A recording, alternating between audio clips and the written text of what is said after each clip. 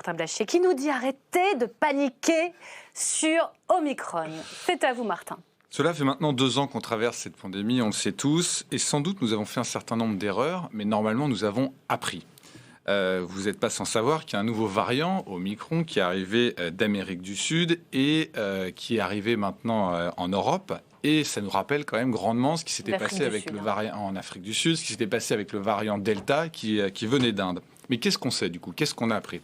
On a appris d'abord qu'on n'empêche jamais la circulation d'un variant. Ni les vaccins, ni d'avoir vécu en autarcie comme l'Australie ou la Nouvelle-Zélande n'a permis de l'empêcher. Le variant passe toujours.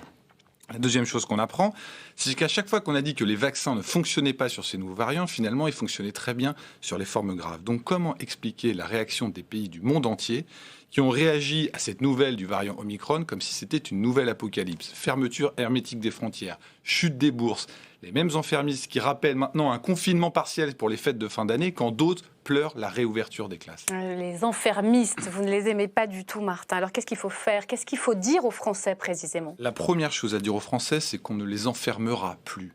Plus jamais. Ce virus ne peut plus le justifier. La menace au confinement systématique est un outil de communication qui est indigne, inefficace et dangereux. J'aimerais aussi qu'on soit capable de critiquer les décisions qu'on a prises. Les décisions qu'on prend aujourd'hui ne peuvent pas avoir comme seul objectif de justifier les décisions que nous avons prises hier. Ensuite, nous devons comprendre une chose, c'est que nous avons constitué un capital immunitaire par la circulation du virus et par les multiples injections vaccinales que nous avons reçues.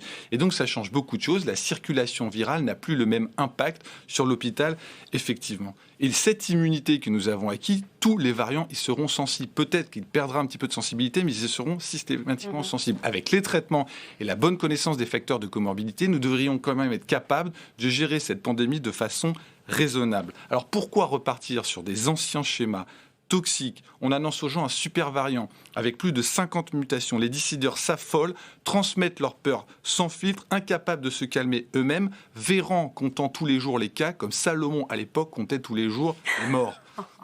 Qu'est-ce qu'il faut faire alors, selon vous? Il faut lâcher prise sur la circulation virale. Les Français y sont prêts, ils y aspirent même. Ensuite, nous devons faire converger cette stratégie vaccinale Covid vers la stratégie vaccinale grippale que nous connaissons bien, en axant les efforts sur la population réellement à risque, avec bienveillance et sérénité, et arrêter cette stigmatisation et cet affolement auquel nous avons affaire aujourd'hui. On ne peut pas répéter à chaque fois que tout est possible avec ce virus. C'est trop facile. Les gens ont besoin d'une clarté que le « en même temps » systématique n'offre jamais.